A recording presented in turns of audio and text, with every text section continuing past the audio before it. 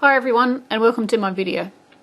The most common question that I receive is how do I get my beanie to fit me properly? Or how do I make a beanie to fit someone else properly? I've received this question so many times, so I decided that I would make a video and try and help you get that beanie to fit you every time.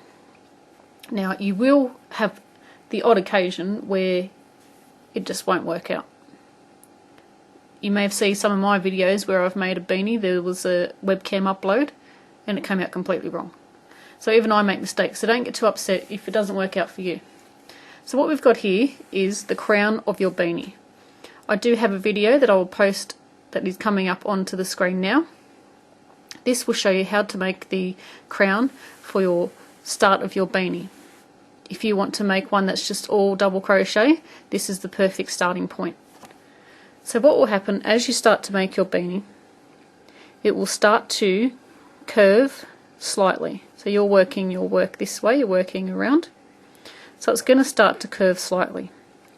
If you find that it's laying flat and it's really baggy, go down a hook size because you want it to start to curve. If you find that it's curving too quick, maybe your hook is too small and just go up a hook size. So if it's laying flat, this is starting to curve just slightly. If it's laying flat, it means you need a smaller hook. If it's curving too quick, you need a larger hook. Another great tip, and I do use this for myself, is to keep making increased rows until the measurement around the outside of the beanie is approximately 1 inch smaller than the head measurement that you're making a beanie for. For instance, my head is 58 centimeters. Like, just the measurement around my head is 58 centimeters. So let's measure this one. I'm not sure if this one was made to fit me, but I'm just going to have a look.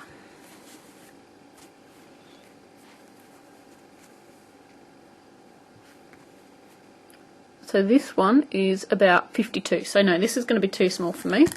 But when I make hats for myself, so this is a 52 centimeter circumference around the outside.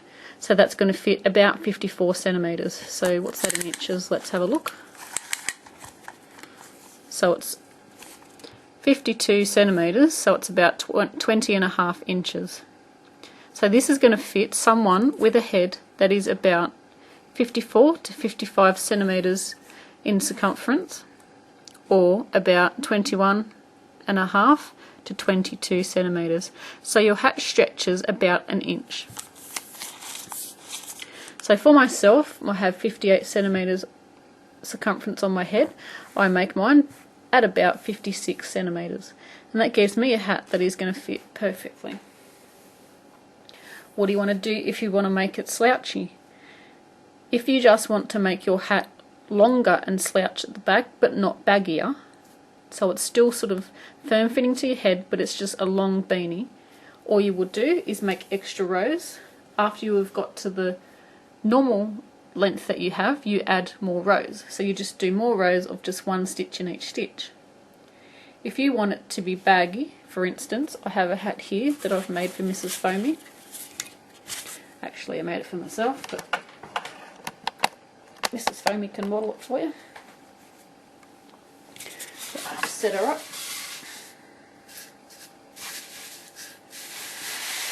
This hat actually fits me, so if you know my videos, you'll know Mrs. Foamy has a small head.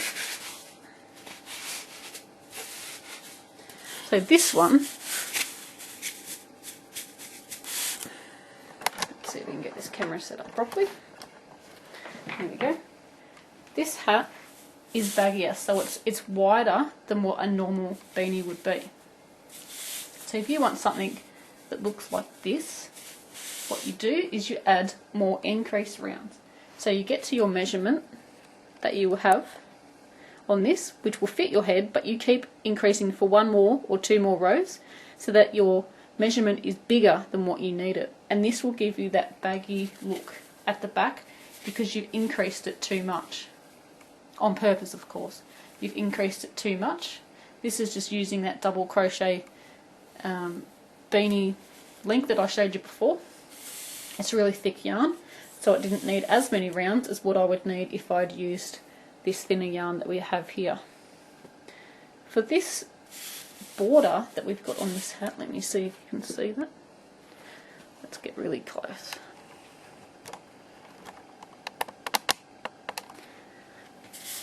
Don't know how good it's going to show up. See how it's got these lines?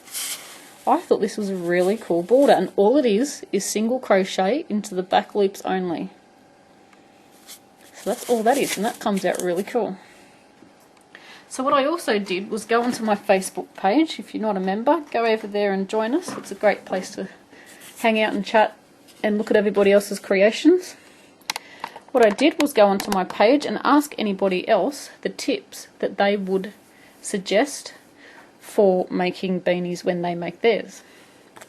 So let's go through a couple, and this is probably going to help you as well. So you've got, if you want the beanie to be windproof, double up your yarn and use half double crochet stitch. Another one is the bigger the stitch, the faster the project. Do count the stitches at the end of each round to make sure you haven't added or dropped. It's better to restitch a row than have to frog the whole thing. In other words, check after each row. You don't want to have to pull that whole thing apart. And also with my beanies, using this basic pattern, you always end, so your last stitch is always going to be an increase. So you'll know if you're not on an increase, you've got something wrong. You're going to have to go back and check, make sure your stitches are okay. If you're working in a spiral, this one is worked in the round because we join at the end of each round. You won't need a stitch marker, but if you're working in a spiral, make sure you use the stitch marker. It is a lot better than losing your place and having no idea where you are. And do check the size whenever you can. A hat that is too big just makes more work, but you can also save this beanie if it is too big. I do have a video which I'll put the link in for you. That will help you if you have a hat that's too big. Don't use super fluffy yarn if you're a beginner. That's a very good hint. That was from Desi Lewis. It's very hard to see the stitches. Another good tip from Lucy from our page says no matter what the pattern says, always start with the magic circle. It gives you gives the top a much more finished look and prevents a big hole that needs closing later. Personally, I don't use the magic circle because it drives me nuts and I could just never get it properly. But if you know how to do the magic circle, use that because it prevents this little tiny hole that we've got in the middle there. You can pull it really tight. Search magic circle crochet. You will find out how to do that one. And I don't think I have a video for that one because it literally drives me nuts and I can't get it. See, there's something I can't do properly either. So in another great tip from Brooke, it says don't use thick yarn because it sits on the head funny, especially on children. So some yarn is super thick, and if anyone saw my webcam upload, it just doesn't look right. It makes the hat look way too chunky. So thick yarn is good, but not that super chunky yarn. Of course you can use it if you like that effect. Another great comment from a lady. It says, don't worry about making your hat too big, just click on Bob Wilson 123 and get a lesson from the best teacher of art of crochet. She will answer your questions, give you positive feedback and confidence to learn and complete whatever you're crocheting. So, like I said, if you do get stuck, you can always email me a photo at bobwilson123@iprimus.com.au and I can help you out if you don't think it's turning out properly, or you can upload a video response or post a picture on our Facebook page. Well, the first time you're going to do a beanie, it is going to be, well, it's not going to be hard, but it may be hard for some people. Once you get the hang of it, you'll be fine though.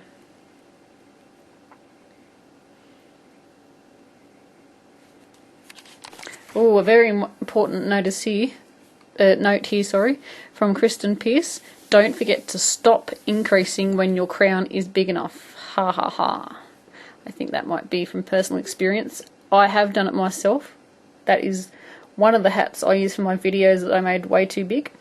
how to rescue your beanie is what the video is called.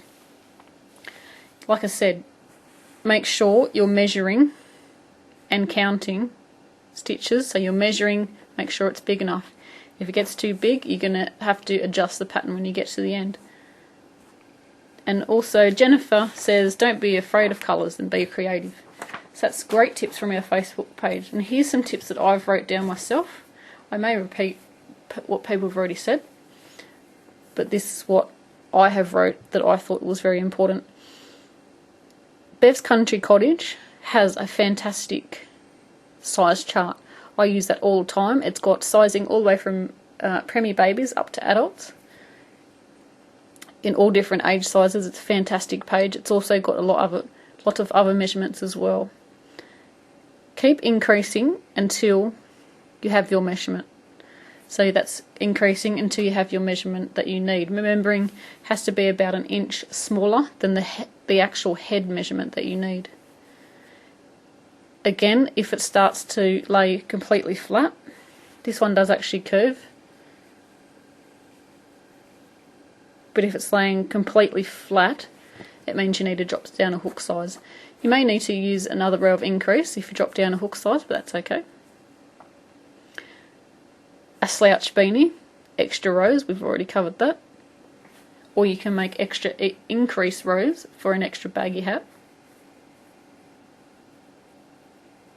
But if you add extra rows to make it extra baggy, when you come to putting the last few rows on, you are going to have to make your hat a little bit smaller. So you can use a smaller hook to get it to fit you, or you can go to that rescue a beanie video that I have, which will help you out really well. So really chunky yarn doesn't always look good. If it's super chunky, it kind of goes stiff and it just doesn't lay nice at all. It looks terrible. The basic beanie crown video, which is what we have here, this is the basic crown, is a great starting point to start designing your own hats. Once you have this, you can use this for a base of many, many different stitch patterns. I use this basic crown video for a lot of my hats because it's a great starting point. When you join, so you join and then you chain up 3 and keep going, sometimes people complain, and I can't stand it myself either, about that ugly seam that it leaves. This isn't as bad because I didn't use the chain 3. So I didn't slip stitch at the end of my row and then chain up 3. What I did was I slip stitched and then I single crocheted and chained 1 into the same space as our slip stitch. Now if you go to this owl video that's about to pop up on the screen, follow that link and that will take you to the owl beanie. And I used that joining method in that video, and I think by looking at that, the seam is hardly noticeable at all. I mean, I know where it is, it's just there. But once you have it on your head, you are not going to notice it at all. So let's do a recap. Step 1, measure your head. When you're crocheting your beanie, keep measuring until you have your circumference of your beanie at least, or approximately 1 inch smaller than your head measurement. Another important tip is make sure your yarn matches your hook or vice versa. When you look at your ball of yarn on the label somewhere, it will tell us needle size 4mm.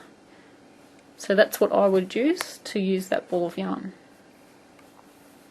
And stop increasing when you get to your head measurement. If you keep going, you're going to have a hat that's way too big. So I hope this video helped you with making a beanie or starting to make a beanie, and some great tips to help you make it fit every time. I do have another way that I make my beanies fit, and I will put a link in for that video too.